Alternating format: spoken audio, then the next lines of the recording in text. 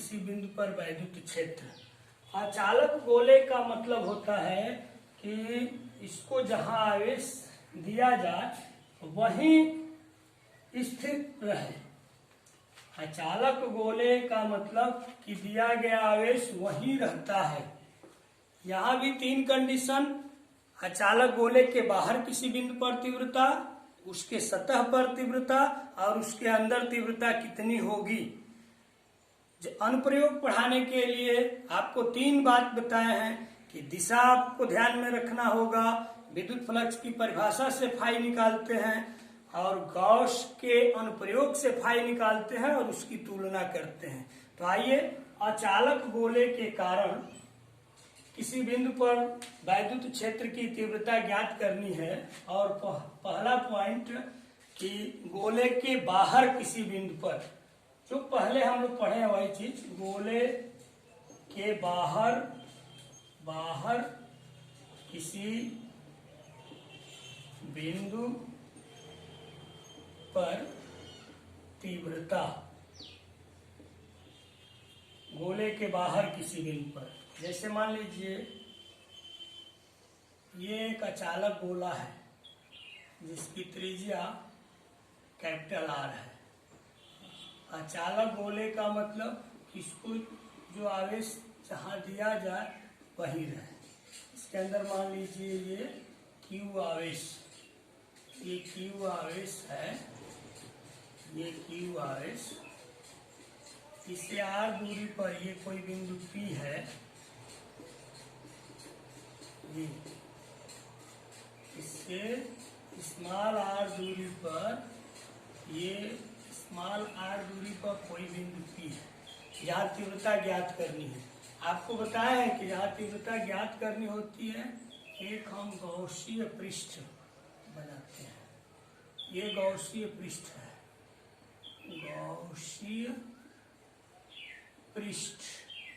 गौसीय पृष्ठ बनाते हैं। ये गौसीय पृष्ठ हो गया जिसकी त्रिज्या स्मॉल आर हो गई। यहाँ इस धन क्यू आवेश के कारण तीव्रता इधर काम करेगी और क्षेत्रफल सदिश ds भी इधर काम करेगा। तो theta is equal to 0। Small capital R is greater than small r। अचालक गोले के कारण गोले के केंद्र से स्मॉल r दूरी पर स्थित बिंदु P पर तीव्रता ज्ञात करनी है। अचालक गोले का मतलब उसका गुणधर्म होता है कि इसको आवेश जहां दिया जाता है वहीं रहता है। अब ये चीजें आप थ्योरी थोड़ी सी लिख सकते हो कि कैपिटल आर त्रिज्या का एक अचालक गोला है जिसके अंदर धन क्यू आवेश दिया गया है। इसके केंद्र से स्मॉल आर दूरी पर बिंदु P है जहां हमको तीव्रता ज्ञात करनी है। एक हम गौसीय पृष्ठ बनाते हैं जिसकी त्रिज्या स्मॉल आर होती है। यहाँ तीव्रता इधर काम कर रहा है, क्षेत्रफल सदिश भी इधर काम कर रहा है, अर्थात E और ds के बीच में थीटा इज इक्वल टू 0। तो विद्युत फ्लक्स की परिभाषा से इतनी चीजें आप लिख सकते हैं। मैथमेटिकल यहाँ हम लिख रहे हैं कि विद्युत फ्लक्स की परिभाषा से phi is equal to close समाकलन D phi is equal to closed समाकलन E dot D S is equal to समाकलन E D S cos theta. तो phi is equal to E close समाकलन डी एस, समाकलन of D X क्या है, गौसीय पृष्ठ का क्षेत्रफल। और गौसीय पृष्ठ एक गोला बन रहा है जिसका क्षेत्रफल हो जाएगा 4 पाई स्मॉल आर स्क्वायर, क्योंकि गौसीय पृष्ठ की त्रिज्या स्मॉल आर है। ये इक्वेशन 1। अब गॉस प्रमेय से यहाँ आप लिख सकते हैं, गॉस प्रमेय से विद्युत फ्लक्स या गॉस के नियम से विद्युत flux phi is equal to sigma Q upon epsilon naught. Sigma q क्या है, सिग्मा क्यू गौसीय पृष्ठ से परिबद्ध आवेश। ये देखो गौसीय पृष्ठ है, इसके अंदर ये अचालक जो गोला है जिसकी त्रिज्या कैपिटल आर है, जिसके अंदर धन क्यू आवेश है। ये इस गॉसीय पृष्ठ के अंदर है, तो गॉसीय पृष्ठ का कुल आवेश या गॉसीय पृष्ठ से परिबद्ध आवेश क्या होगा, जो इसका आवेश होगा, अर्थात सिग्मा क्यू के स्थान पर आप लिख सकते हो क्यू अपान एप्सिलॉन नॉट। अब इक्वेशन 1 और 2 की तुलना कर दो, यहाँ आप लिख सकते हो कि इक्वेशन 1 और 2 की तुलना करने से E into 4 pi small r square is equal to q upon epsilon naught, तो E is equal to 1/4 pi epsilon naught q upon r square, तो E is equal to k q upon r square. क्या देख रहे हैं कि गोलीय कोश के कारण बाहरी बिंदु पर जो तीव्रता थी वही अचालक गोले के कारण भी इससे बाहरी बिंदु पर तीव्रता वही आ रही है, यानी दोनों तीव्रताएं बराबर हैं। दूसरा पॉइंट, अब अचालक गोले के सतह पर तीव्रता, गोले के सतह यानी small r is equal to capital R पर तीव्रता, सतह पर, सतह का मतलब कि ये ऐसे गॉसीय पृष्ठ यहाँ बनेगा, सतह पर करेंगे तो यह अचालक गोला हो गया, जरा देख लो ये कैपिटल आर, अब इसके चारों ओर मान लो ये आवेश है, सतह पर यहाँ तो गॉसीय पृष्ठ भी वही होगा, ये गॉसीय पृष्ठ, गॉसीय पृष्ठ स्मॉल आर है, ये गॉसीय पृष्ठ क्या बना, पहला वाला गोला ही बना है, यानी क्या small r is equal to capital R, तो सीधे इस इक्वेशन में आप लिख लो E is equal to k q upon capital R square, ये कांस्टेंट। दूसरा पॉइंट, तीसरा पॉइंट देखिए, गोले के अंदर, गोले के अंदर, अचालक गोले के अंदर किसी बिंदु पर तीव्रता, अचालक गोले के अंदर किसी बिंदु पर तीव्रता, गोलीय कोश के अंदर तीव्रता 0 थी, यहाँ देखिए, यहाँ थोड़ा सा समझना है, ये जैसे मान लीजिए यह अचालक गोला है, इसकी त्रिज्या कैपिटल आर, इसके अंदर ये कोई पॉइंट है स्मॉल आर दूरी पर, ये कोई पॉइंट है, ये धन क्यू आवेश, इसको आप लिख लीजिए, इसके अंदर जो आवेश दिया गया है,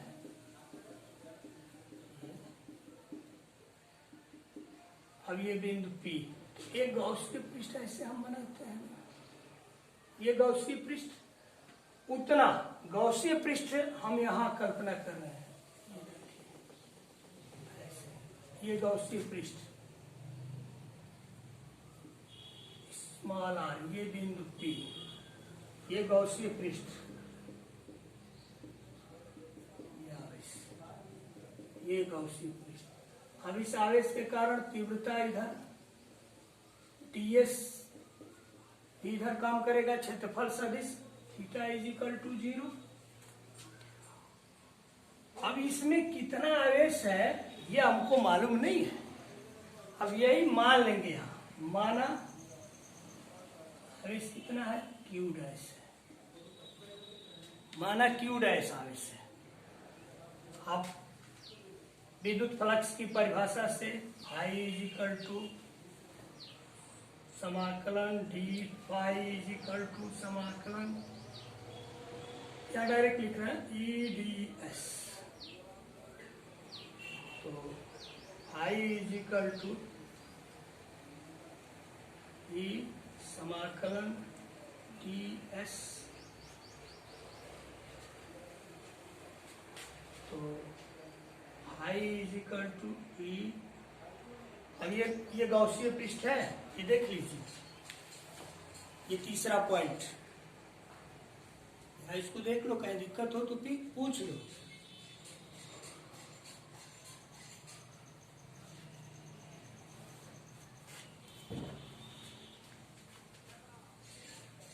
four pi R square, equation 1, और गॉस के नियम से phi is equal to sigma Q upon epsilon naught. Sigma Q गॉसीय पृष्ठ से परिबद्ध आवेश। अब गॉसीय पृष्ठ से परिबद्ध आवेश ये कितना है, क्यू डैश। क्यू डैश मालूम नहीं है, हमने मान लिया कि यही ना गॉसीय पृष्ठ है। तो गॉसीय पृष्ठ में परिबद्ध आवेश क्यू डैश है, तो सिग्मा क्यू के स्थान पर Q dash upon epsilon not, equation 2। अब क्यू डैश का हम लोग मान निकालेंगे। क्यू डैश का हम लोग पहले मान निकालेंगे। तो क्यू डैश का मान निकालने के लिए हम क्या करेंगे, देखिए थोड़ी सी एक युक्ति लगाएंगे, विचार करेंगे कि क्यू डैश कैसे निकलेगा। क्यू डैश गॉसीय पृष्ठ से परिबद्ध आवेश है, ये कैसे निकलेगा। आप देख रहे हो कि जो अचालक गोला है जिसकी त्रिज्या कैपिटल आर है और उसके अंदर आवेश क्यू है, तो कैपिटल आर त्रिज्या का जो अचालक गोला है उस पर आवेश मालूम है। तो हम यहां लिख सकते हैं, माना अचालक गोला जिसकी त्रिज्या कैपिटल आर तथा आवेश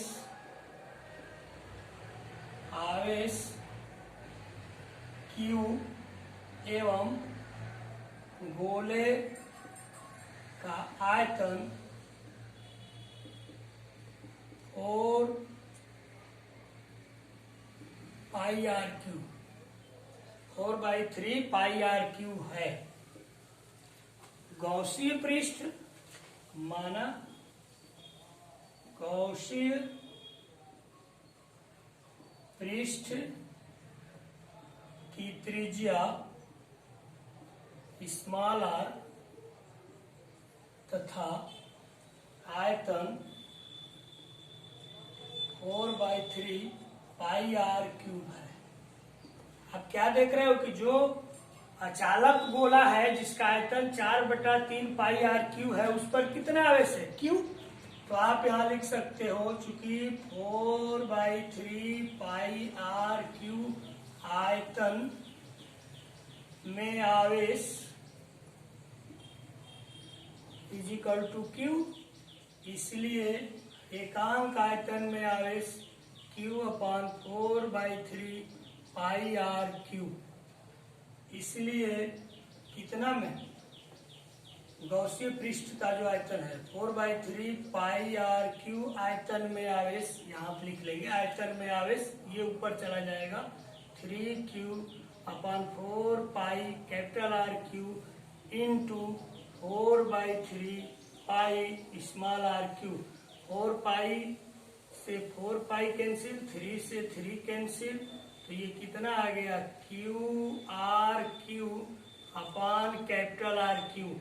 यही क्या हो गया, ये 4/3πr3 ये गॉसीय पृष्ठ से परिबद्ध आवेश क्यू डैश है, उसी का मान इतना होगा। अर्थात q dash is equal to QR3 upon capital R3। ये क्यू डैश का मान निकल गया। जब क्यू डैश का मान निकल गया तो इक्वेशन 2 में इस मान को हम रख दें। तो समीकरण 2 से, इसको मिटा रहे हैं, यहाँ लिख रहे हैं कि आप कंफ्यूजन में नहीं पड़ेंगे। समीकरण 2 से q dash is equal to, समीकरण 2 से phi is equal to q dash upon epsilon naught. Q dash का मान यहां से लिखो, q small r3 upon epsilon naught capital R3। ये इक्वेशन 3 हो गया। अब 1 और 3 की तुलना कर दो, जो हम लोग करते आए हैं। अब समीकरण 1 और 3 की तुलना करने पर E into 4πr² is equal to QR3 upon epsilon naught capital R q, r square से आर स्क्वायर कैंसिल, तो E is equal to 1/4 pi epsilon naught, ऊपर बचेगा q r upon r q, ये के, तो E is equal to k q r upon capital R q, यही अंदर तीव्रता होगी, देख रहे हैं E समानुपाती स्मॉल आर, अर्थात आप लिख सकते हो, अर्थात अचालक गोले के अंदर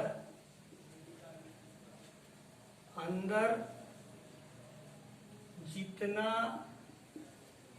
अचालक गोले के अंदर आर स्मॉल आर का मान कम होगा, अर्थात E का मान भी कम होगा, यानी गोले के अंदर जितना गोले के अंदर जाएंगे तीव्रता का मान उतना ही कम होगा। अब यहाँ भी 3 पॉइंट, बाहर आपने देखा कि अचालक गोले के बाहर किसी बिंदु पर तीव्रता E is equal to k q upon r square, सतह पर तीव्रता और सतह के अंदर तीव्रता, ये तीनों पॉइंट को हम एक जगह लिखते हैं। इसको मिटाएं, कहीं कोई दिक्कत? अब देखो, पहला पॉइंट हम लोग पढ़े हैं, जब small r is greater than capital R, यानी बाहर, अचालक गोले के बाहर तीव्रता E is equal to k q upon r square, E समानुपाती 1/r स्क्वायर। दूसरा पॉइंट, सतह पर small r is equal to capital R, small r is equal to capital R, सतह पर आपने देखा कि तीव्रता E is equal to k q upon capital R square, ये कांस्टेंट।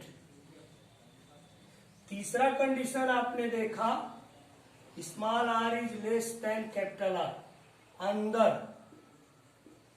चालक गोले के अंदर, यहाँ E इज इक्वल टू कितना आया है, k q r upon r q, ये कांस्टेंट, ये कांस्टेंट, ये कांस्टेंट, यानी E समानुपाती स्मॉल आर। गोलीय कोश में बाहर तीव्रता यही थी, सतह पर भी यही थी, अचालक गोले के कारण भी बाहर तीव्रता सेम है, सतह पर सेम है, लेकिन गोलीय कोश के अंदर तीव्रता 0 थी। यहाँ अचालक गोले के अंदर तीव्रता E is equal to k q r upon r q है। अब ऐसे हम ग्राफ खींच सकते हैं, जैसे गोलीय कोश के लिए खींचे थे। इस पर मान लो ये स्मॉल आर है और ये मान लीजिए तीव्रता है, ये जब small r is equal to capital R, यहाँ मान लीजिए इस पॉइंट पर स्मॉल आर कैपिटल आर के बराबर है, तो यहाँ देखिए ये तीव्रता कांस्टेंट है, k q upon r square. इससे अब इधर आप जाएंगे तो ये ग्रेटर देन होगा, small r is greater than, इसके अंदर आएंगे तो small r is less than capital R. तो जब ये ग्रेटर देन है तब देखिए E आर के व्युत्क्रमानुपाती है, इस समानुपाती 1/r स्क्वायर, तो ऐसे ये ग्राफ मिलता है, E समानुपाती 1/r स्क्वायर। जब अंदर जाएंगे तो देखिए समानुपाती, यानी जितना अंदर जाएगा आर का मान उतना ही कम होगा, आर का मान जितना कम होगा तीव्रता उतनी ही कम होगी, अर्थात ये एक स्ट्रेट लाइन ऐसे मिलती है, समानुपाती में ये स्ट्रेट लाइन मिलती है। ये इसका ग्राफ हो गया। तो इस तरह से इलेक्ट्रोस्टैटिक्स के सीरीज में ही दूसरा chapter electric flux and Gauss theorem, ये चैप्टर हम लोग पढ़ रहे थे, पूरी तरह से समाप्त हुआ। आज हम लोग क्या पढ़े, गोलीय कोश के कारण,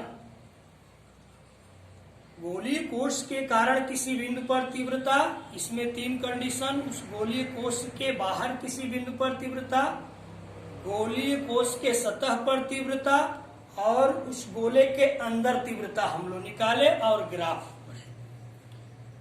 दूसरा टॉपिक हम लोग पढ़े अचालक गोले के कारण किसी बिंदु पर तीव्रता, यानी अचालक गोले के केंद्र से बाहर किसी बिंदु पर तीव्रता का सूत्र हम लोग निकाले, फिर उसके सतह पर तीव्रता का सूत्र निकाले और अचालक गोले के अंदर किसी बिंदु पर तीव्रता का सूत्र निकाले और ग्राफ। कहीं आपको कोई प्रॉब्लम? इस तरह से ये चैप्टर कंप्लीट हुआ। बहुत ही इंपॉर्टेंट चैप्टर था, आप मेहनत कीजिएगा। थोड़ा सा कठिन था लेकिन बड़े इत्मीनान से पढ़ाए हैं। मुझे उम्मीद है कि आपको कहीं परेशानी नहीं हुई होगी। फिर भी अगर कहीं दिक्कत होगी तो आप कभी भी पूछ सकते हैं। फिर अगले वीडियो में अगला चैप्टर हम लोग पढ़ेंगे। आप ध्यान रखिएगा, अपना ख्याल रखिए, खूब पढ़िए। ठीक है, ओके, बाय।